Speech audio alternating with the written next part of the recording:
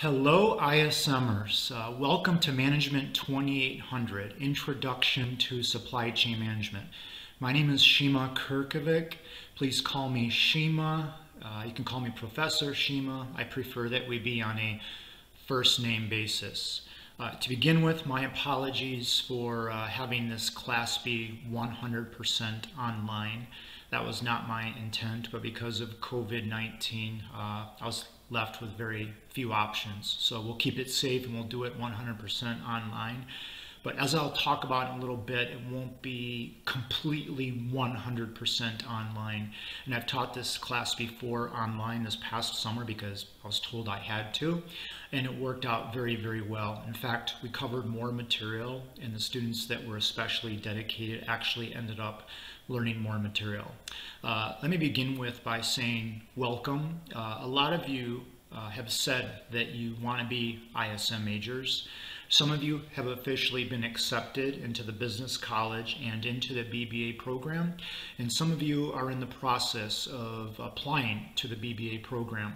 Once you apply and get accepted into the business college, you then have to apply to get into the ISM program. So I think a lot of you, about half, are completely through that process, and the other half still have to go through it. Some of you are trying to decide on what you want to still major in, but I'm assuming the vast majority of you are taking this class because you have to, because you're ISM majors. So again, welcome. You nailed it. You're majoring in something where demand greatly exceeds supply. Even with COVID-19, supply chain management has been brought to the forefront, and now everyone knows what you're majoring in. And not only are you picking a major where demand exceeds supply, you're doing it in one of the best ranked and highly ranked programs on the planet for doing so. So again, I commend you, regardless of how you got here. Perhaps you stumbled across it. I really feel like you nailed it, because moving forward, if you make a bunch of great decisions, you've got very little to worry about, no matter what happens with this COVID thing. So just for now, stay healthy, and I will talk about what you have to do in the program to be successful. Let me begin by explaining to you what the purpose and intent of Management 2800 is. This class has only been around a few years. Before this class, students took ISM required classes based on obviously prereqs and sequencing, but mostly based on availability and timing and scheduling and what was convenient for you. So you kind of took classes, or students did in the past, kind of haphazardly based on schedules and convenience. So over a period of time, we started to sequence these things a little bit. And one of the things that we did is we created this new introductory course, and we're encouraging students to take this class earlier than later. So we positioned it as a 2000 level class, and we're sending the message to students, hey, take this class at the beginning of when you start taking your ISM required coursework, or when you've just gotten accepted into the BBA program, or in the process of getting accepted into the business college, and perhaps are in the process of applying to the ISM program. What I try to do with this class is show you what you're majoring in, why it's important, and talk about what you have to do moving forward while you're in college to be successful. So in this class, I explain to you what you're majoring in, what it means. I prepare you so that you can talk the talk, so you can go to a career fair and impress employers. So you can go into subsequent coursework and kind of understand what the professor is going to be talking about, because we've talked about it in this class. So it's kind of an overview or lay of the land of what you're majoring in. And accordingly, what we found out is that students are better prepared for future coursework, for the job market. They're more excited. So we've also used this class as not only a stepping stone to bigger and better things moving forward in the curriculum, but also to establish the culture within the program, a culture of a bunch of honest, hardworking students that are proud and still humble of a program that they're a part of, and very excited about their futures. And we've pretty much accomplished that, I think, in general with this class. So this is the class where we say, hey, let's get started, and this is what you have to do moving forward to be successful in the program. Now I'd like to talk about what you have to do in this class to be successful. Right now, all of you have an A in the class. Imagine that. Right now, if your parents ask you, well, what do you have in that class right now? Your first ISM class. You can tell them an A because I told you that you have an A right now. The A is yours, and it's yours to lose or keep, and the majority of you will actually keep it. Okay, this class is labeled as 100% online.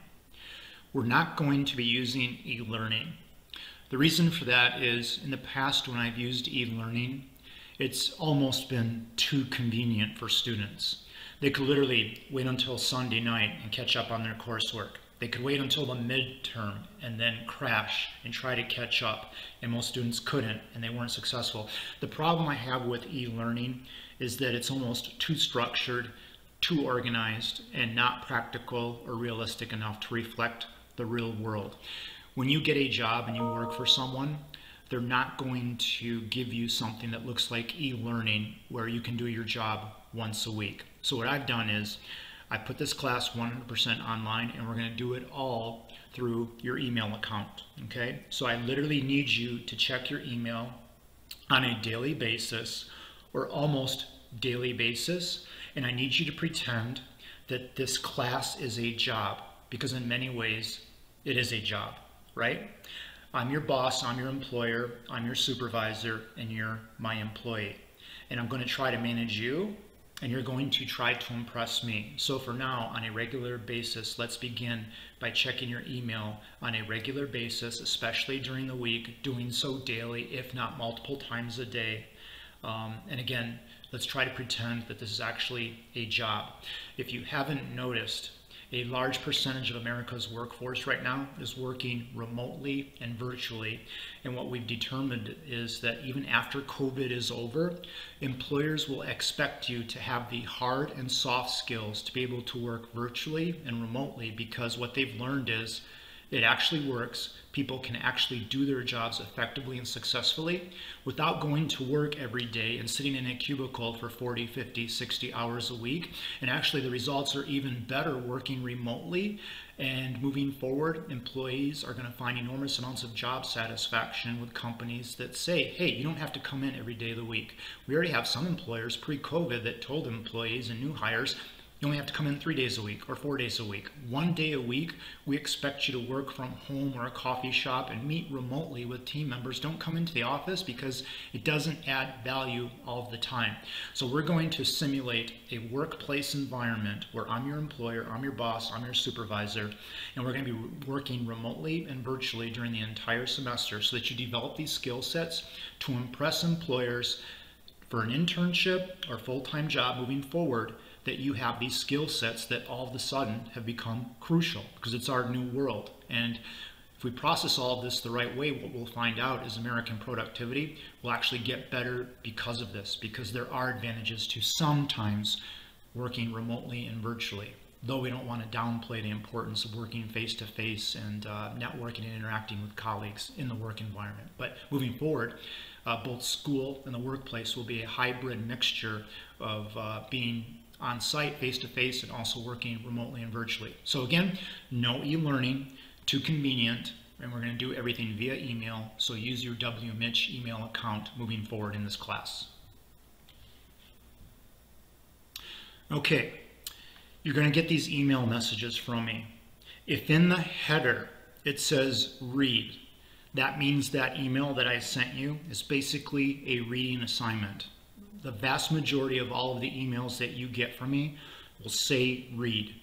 The intention is that you read every email, and the expectation is that you respond back to me for every email that says read in the header. Yeah, you're going to get multiple emails from me weekly, sometimes daily, and you might be asking yourself, so you want me to reply to every email that you send me? And the answer is yes. Most of these emails will take 1 to 15 minutes to read. All of these emails are related to what you're majoring in and what it takes to be successful during and after college. None of them are a waste of time. So when you read these emails, I want you to reply back. And when you reply back, do so professionally, okay? What I've learned is over half of the companies that recruit from the ISM program will call me up or email me directly to ask me about the students that they're interviewing, okay? Basically, what you want to do is you want to make sure that you get to know your ISM professors to the extent that they know who you are and they have a very favorable impression of you. Okay, the reason for that is the vast majority of the companies that recruit from the ISM program for internships and full-time positions, they actually contact us and ask us about you. Okay, so you want to make a good impression with us. This is an introductory course. I don't know you and you don't know me. We have to get to know each other. And initially here, the way we're going to do that is remotely and virtually. Okay, so that means take your written correspondence with me very seriously. What does that mean? Just write professionally. It's not a text message. Don't use acronyms. Before you hit send, read it once or twice to make sure there are no typos, spelling mistakes. Make sure your grammar is good.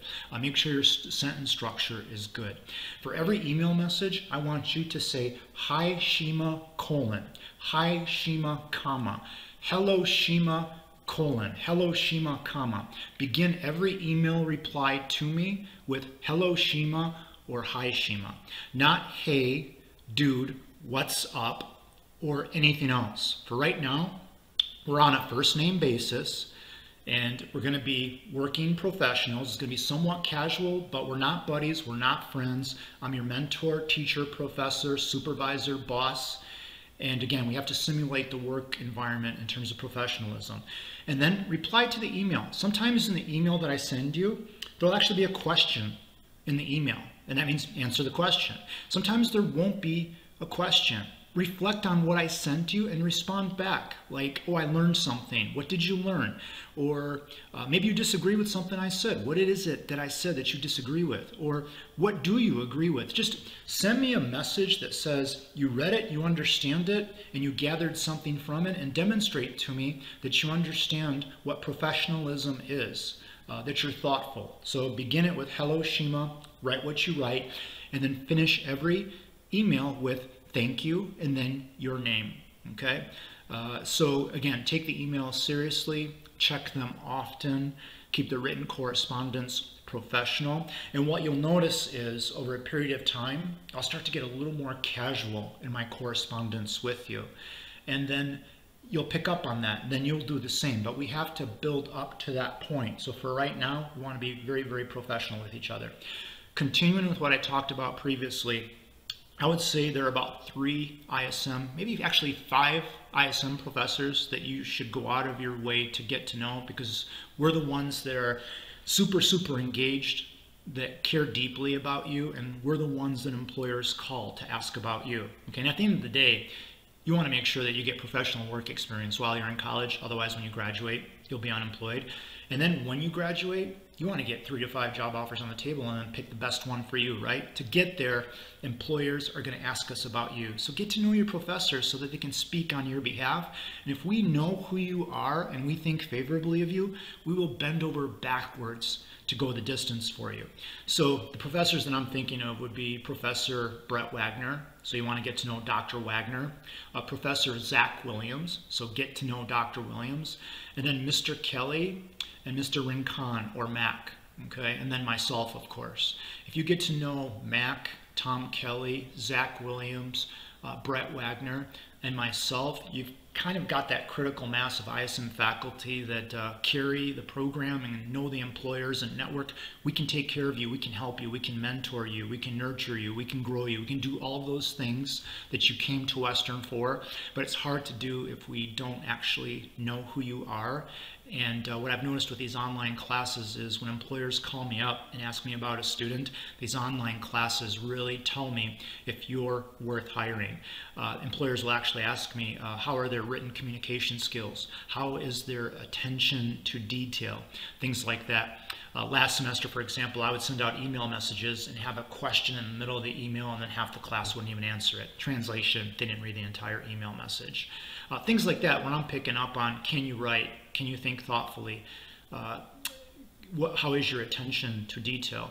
Given that moving forward, working remotely and virtually will be a big part of any job you take on, and this is all a good thing, never has it become more important to develop these skill sets, because employers are already asking me, hey, during that online class, were they on top of it? Did they write well? How was their communication?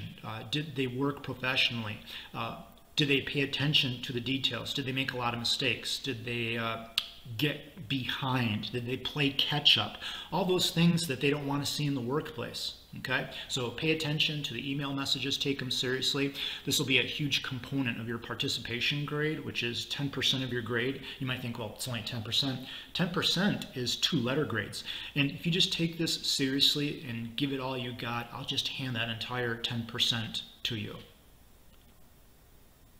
Okay, when you get these email messages from me, from the time I send it, I expect a reply back within a week.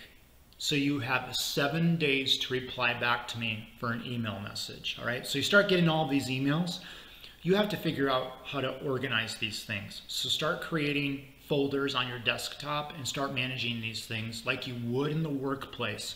So you'll get these emails and I expect a reply back within a week.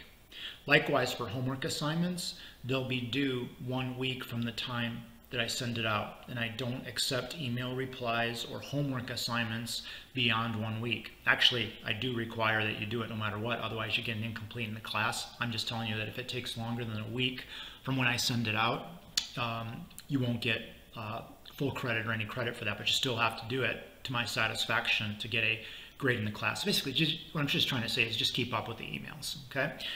In these emails, what you'll often find is a recorded lecture from me, pre-recorded, and I'll send you a link to that. And then I will also send you my lecture notes associated with that video. Okay, so you'll watch the video. Most of the videos that I send you, you don't have to actually look at me while you're watching the video. In fact, you could play it where you just got audio in your car. You can almost treat it like a podcast. And you can listen to it multiple times, even though in the videos I tend to repeat myself over and over again so that you pick up on the messages I'm trying to get across. So again, you'll typically get lecture notes from me that are quick reads that explain the video and the video itself. So all of that should be self-explanatory moving forward, okay? Okay, so the class will be a series of emails, replying to my emails, and actual homework assignments, and completing those homework assignments, and then emailing them back to me. And then also participation or professionalism. And then there'll be 2 tests, a midterm and an exam. Both the midterm and the final exam will be online. The final exam is not cumulative, okay? What else? 100% online. All right, so what I'm gonna do in this class is, what I would typically do is, this class would be face-to-face. We'd meet in the classroom, and the expectation would be that I come into the class early, I hang out with you, I talk to students, I get to know you, you stop by my office, you walk by my office, you see the door open, you pop in. I would lecture, I would have class, it'd be interactive, I would engage you, we'd have group projects in the classroom and do mini case studies. After class, I would stick around for 1 or 2 hours and we'd hang out, we'd get to know each other. We can't do that right now for obvious reasons. But what we can do is we can interact with each other like this, but also the weather's probably going to be nice for the rest of the semester up until what, November-ish or so? And then even then it won't be horrifying. It doesn't get horrifying until what, around Thanksgiving or December. So my point is, it's very, very important to me that I get to know you, and let's not let this COVID 100% online thing get in the way of that. So I tend to hang out at Water Street Coffee Joint. I think that's what it's called, Water Street Coffee Joint or Water Street Cafe on the corner of Oakland and Parkview. It's about a mile away from campus. That's not the one downtown, but it's really close to campus. So it's basically Water Street on Oakland Avenue. I hang out there a lot, so anytime you want to meet one-on-one, face-to-face, they have an outdoor cafe. We could be 6+ feet apart very safely outdoors to get to know each other. And I encourage you to do that, to meet with me, to sit down with me, and let's look over your resume. Let's prepare you for these virtual career fairs. Let's prepare you for interviewing with a robot. yeah, they're going to use robots and artificial intelligence to weed students out to determine who they actually want to interview. And you might get an offer for an internship next summer where you never actually go on site face to face, where everything's done remotely using technologies like Zoom, for example. So you're going to have to tap into a whole new set of soft skills that previous generations of students didn't have to tap into. But at the end of the day, I think what's going to happen is during the school year, you're going to find the same opportunities that previous students have found, just you're going to get there and do so differently. But next summer, I anticipate the vast majority of you working someplace and doing an internship face-to-face on site. Worst case, you do so remotely, but let's get this out. You have to get professional work experience before you graduate. Otherwise, the data says that you're just not going to do as well professionally. You're going to take a lesser job, and that assumes that you even find a job without previous professional work experience related to what you're majoring in. So we're going to make this a huge priority during the semester and after, that you work with me and we get to know each other to the extent that I can help you land that professional work experience. Okay? Okay, I think that's kind of a wrap. For right now, read your syllabus. I know it's long, but please read it from beginning to end. That's me basically showing you what you're getting yourself into to kind of get you excited, because basically what you've picked as a major, there's not much downside here. You have every reason in the world to be excited and optimistic and just look forward to the future, especially professionally, because the opportunities are endless.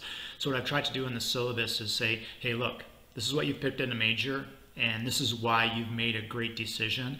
And also, by reading through the syllabus from beginning to end, you start to learn how to talk the talk, because right now, let's face it, some of you might not even be able to define what supply chain management is. So if you go to a career fair and someone asks you what's your major, and you said ISM, what's that? Why are you majoring in that? What's your definition of supply chain management? Why'd you pick this?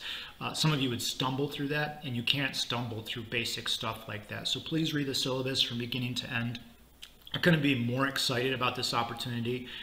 We will beat COVID, especially in regards to your education. We'll make sure that during the semester we get to know each other. And don't forget, this COVID thing won't last forever. Some of you aren't graduating for another 1, 2, 3 years. That means we have tons of time together moving forward. And what you'll notice with me is that you still have to take one more class with me to graduate from the ISM program. It's Management 3810. That's the class where I basically just hand you a project with a local company. So I hand you professional work experience. How cool is that? That you can put on your resume to help you get a job. But moving forward, I'm very engaged, very hands-on with students, and we will be working together after the semester is over. I will be your mentor, your advisor, your colleague, your friend, whatever you want me to be. So get fired up, get excited. This is really cool stuff that you're getting into. When COVID got here, you'll notice that supply chain management has kind of saved the day, because in general, everything's kind of worked, all things considered, and now everyone on the planet knows what supply chain management is, because it basically saved the day. It has been saving the day for decades. People just didn't realize it. Now they realize it because it's been thrown in our face with COVID. So nothing but upside.